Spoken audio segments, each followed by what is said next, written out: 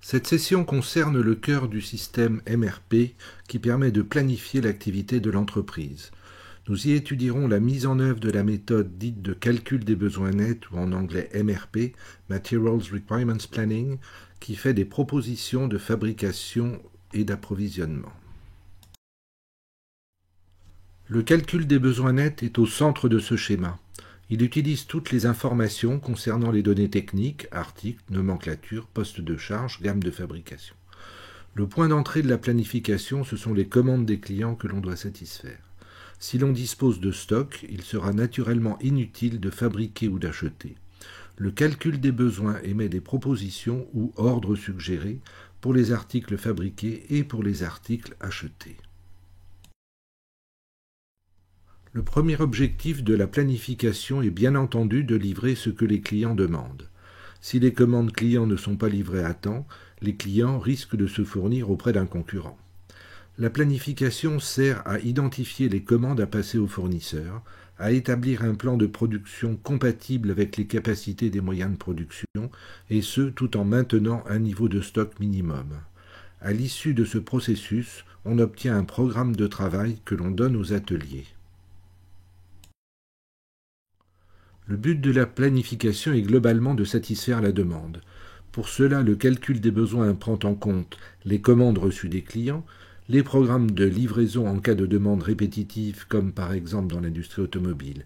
Mais pour pouvoir satisfaire la demande future, il est souvent nécessaire d'approvisionner et de produire par anticipation, ce que l'on fait à partir de prévisions de vente sans attendre les commandes fermes. Enfin, pour certains articles, on décide simplement de gérer un stock sans faire aucune projection. Lorsque le stock d'un article devient trop bas, on passe une commande de réapprovisionnement au fournisseur ou à l'usine. La gestion sur stock est utilisée pour les articles de faible valeur comme les consommables, par exemple la quincaillerie, les films étirables, l'huile de coupe, etc. Pour les autres articles, on tire parti de la puissance des logiciels pour mettre en œuvre la méthode dite de calcul des besoins nets ou en anglais MRP, Material Requirements Planning.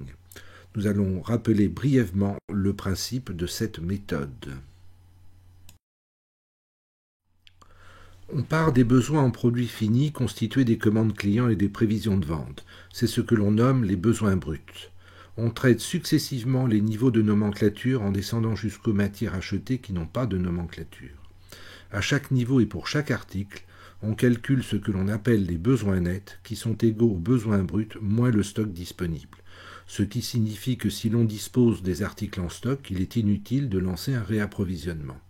On peut ajouter un objectif de stock si l'on veut conserver un stock de sécurité pour faire face aux aléas. On regroupe éventuellement les besoins futurs, comme nous le verrons ultérieurement. On décale les besoins du délai d'obtention de l'article. Lorsque tous les articles d'un niveau ont été traités, on peut passer au niveau inférieur. On répète cette procédure jusqu'au niveau des produits achetés. On commence donc par les articles de niveau 0. Les besoins bruts sont constitués des commandes clients et des prévisions de vente. Si pour ces articles il existe un stock supérieur aux besoins bruts, aucun réapprovisionnement n'est nécessaire. Le besoin net sera nul. Sinon, le besoin net sera ce qui manque, à savoir la différence entre les besoins bruts et le stock disponible. Dans ce cas, le calcul émet un ordre de fabrication pour le montage des produits finis. Mais pour fabriquer ces produits, il faut disposer de leurs composants. Ces besoins en composants sont égaux à la quantité de produits finis à monter multipliés par le coefficient de lien que l'on trouve dans la nomenclature. Ils constituent les besoins bruts du niveau inférieur. On répète cette procédure jusqu'au niveau des articles achetés.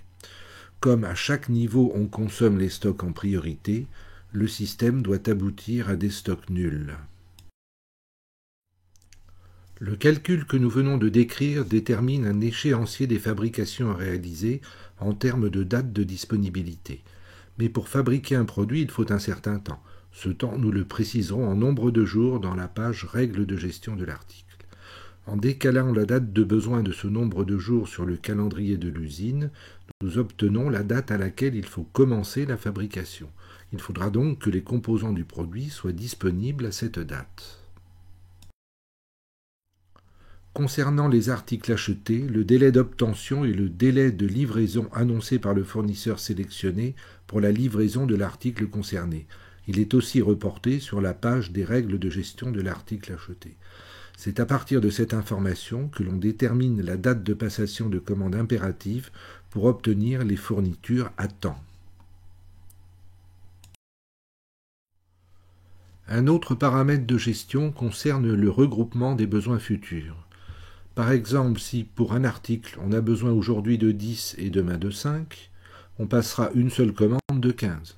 Le but est d'éviter de générer de trop nombreux ordres de fabrication et d'achat à des dates rapprochées qui engendrent des coûts fixes, coûts administratifs, coûts de lancement, coûts de transport, etc. L'inconvénient de ce regroupement des besoins futurs est qu'il induit des stocks car on anticipe un besoin.